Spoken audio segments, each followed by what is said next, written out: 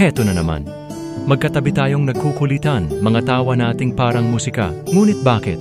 Bakit sa bawat titig mo, may kumakabog sa dibdib ko? Kaibigan lang daw. Kaibigan lang pala. Pero bakit sa tuwing lumalapit ka?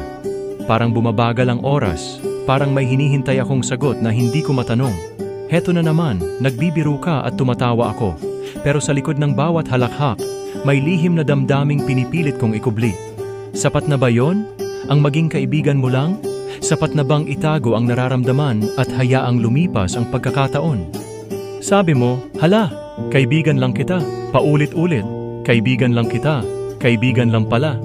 Kaya heto ako, tahimik na nagpapaalam sa mga panaginip na baka sakaling higit pa.